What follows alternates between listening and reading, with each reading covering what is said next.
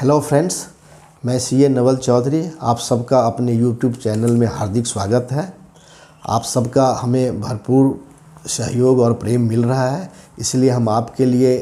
आपसे जुड़े हुए टॉपिक पे कोई न कोई वीडियो आपके सामने लेके आ रहे हैं, जिससे आपको ज़्यादा से ज़्यादा जो है सो लाभ पहुंच सके, उसका फ़ायदा आप उठा सकें। तो आज जो मेरा सोच है कि हमारे देश में जो लाखों छोटे व्यापारी हैं, जिसको हम मैक्रो स्मॉल जो है सो बिजनेसमैन बोलते हैं, और छोटे छोटे धंधे हमारे के गांव शहरों तक छोटे छोटे शहरों में फैले हुए हैं, जो छोटे छोटे व्यवसाय करते हैं, चाहे वो व्यवसाय करियाना का करता है, कोई मिष्ठान का करता है, कोई कपड़े का करता है, और बहुत सारी इस तरह की बिजनेस में वो इंगेज्ड है। तो ख़ास करके ऐसे बिजनेसमैन को अपने बिजनेस को बढ़ाने के लिए एक पूंजी की बहुत ज़रूरत पड़ती है कि उनको छोटे छोटे पूंजी मैनेज सही तरीके से नहीं हो पाता है, जैसा कि हमारे बड़े बड़े कॉरपोरेट्स को आसानी से बैंकों से लोन मिल जाता है। तो ये चीज़ें क्यों नहीं मिल पाता है, इसको हम किस चीज़ क्या करें कि हमें बैंक से सही तरीके से हमारे को लोन मिल जाए जो कि कॉरपोरेट को मिलता है। तो इन चीज़ों के बारे में हम डिटेल में इस वीडियो में आपको बताने जा रहे हैं, तो आप अंत तक बने रहें।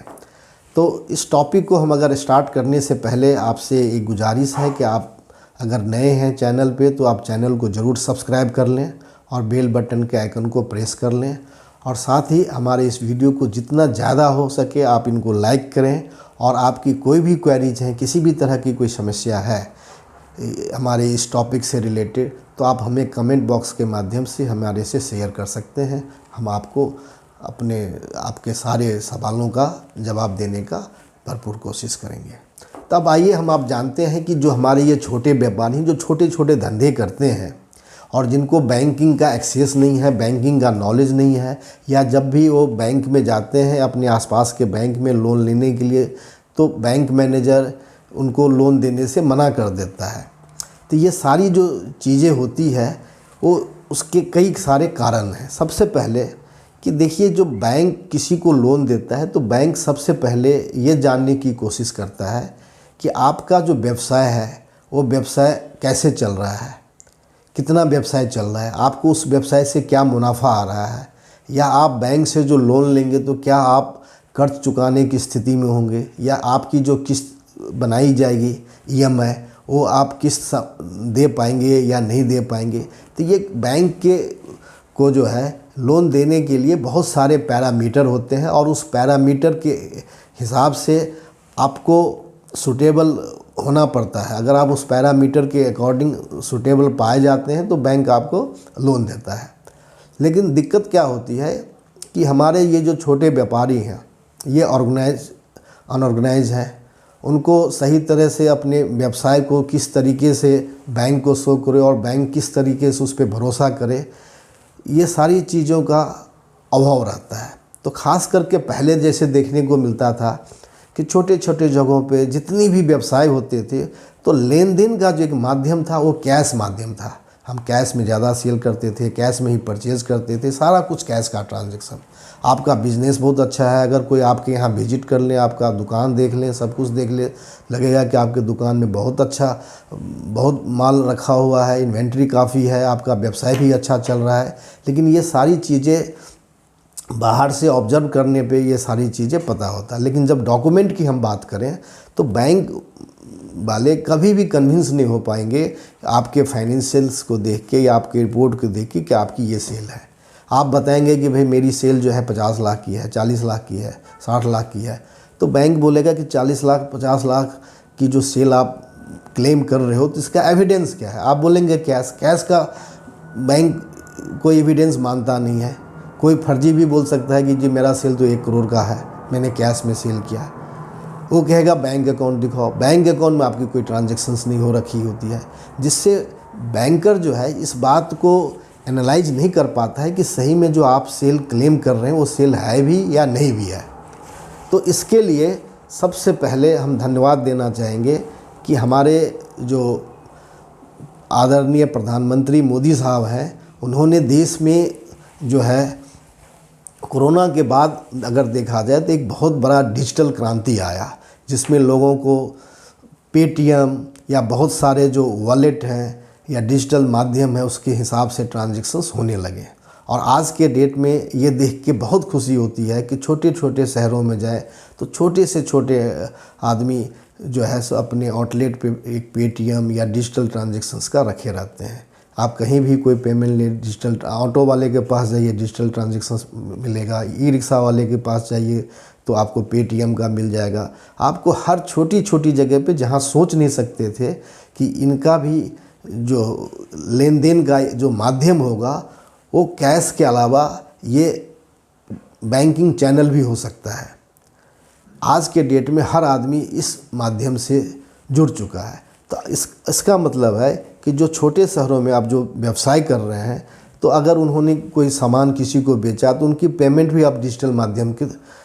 थ्रू आने लगा। तो अब इनको अपनी सेल टर्नओवर को बैंकर को कन्विंस करने में बहुत आसानी होगी कि देखो जी मेरा तो सेल 50 लाख का है, 60 लाख का है, 1 करोड़ का है, 10 करोड़ का है, जो भी है इस हिसाब से अब अपने को ये बता सकते हैं, जो कि पहले उनके लिए संभव भी नहीं था, क्योंकि उनके आसपास का जो मार्केट था, उनके आसपास का जो ग्राहक था वो ज़्यादातर कैश में ट्रांजैक्शंस करते थे, जो कि ये हालात काफ़ी बदल गए। अब पूरा जो ट्रांजैक्शंस हैं वो डिजिटल में काफ़ी ट्रांजैक्शंस होने लगे। अब कैश की ट्रांजैक्शंस धीरे धीरे काफ़ी घट गई। तो इससे अब छोटे व्यापारी को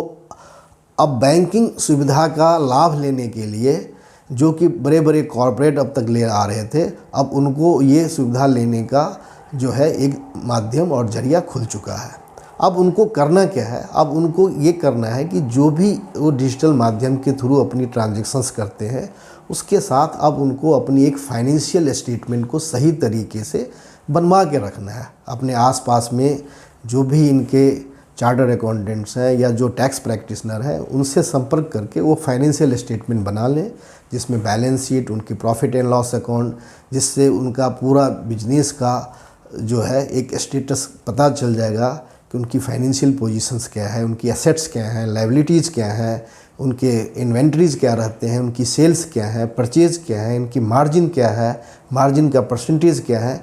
जो कि बैंकर को चाहिए होता है किसी को लोन देने के लिए। और उससे उनका एक कंसिस्टेंसी भी पता चल जाएगा कि ये व्यवसायी कितने सालों से व्यवसाय कर रहे हैं, उनका पैटर्न क्या है। जो बैंकर को एक लोन देने के लिए जो एक पैरामीटर है, उस पैरामीटर को वो सही तरीके से अब मीट कर सकता है।